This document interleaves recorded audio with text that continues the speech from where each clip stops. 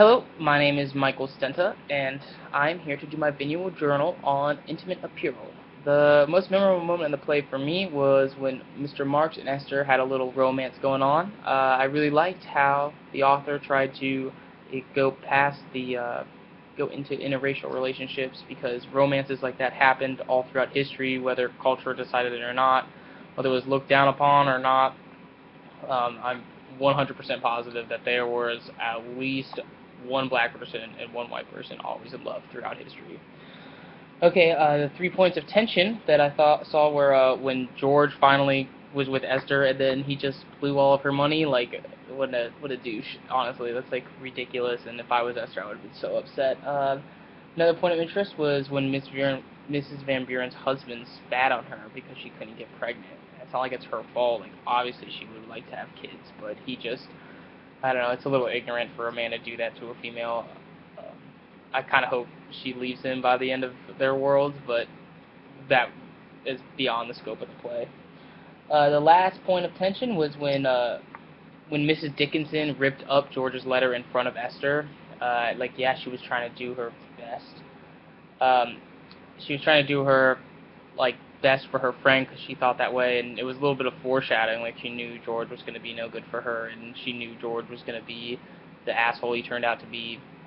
But it was a lot like kind of felt bad for Esther because like her friend was almost like trying to ruin her love life, which I could see Esther seeing it as that, and that would be that'd be rough.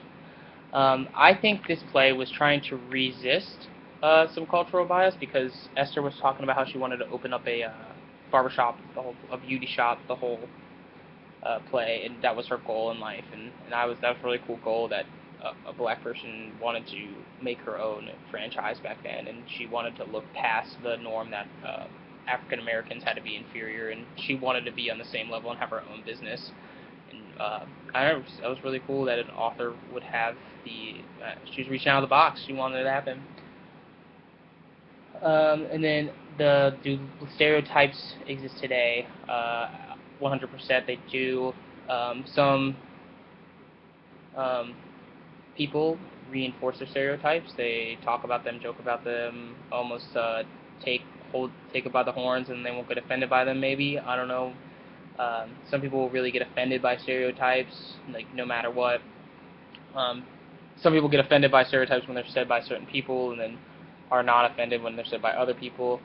It's very stereotypes are unfortunate, but I think until we're until there is absolute everyone has the same exact skin tone, which is so dumb, then there'll always be stereotypes, and it kind of sucks, but it's just how the world works. I don't necessarily believe in them. They're kind of ignorant, more or less. Alright, well, that's the end of my journal. Thanks for watching.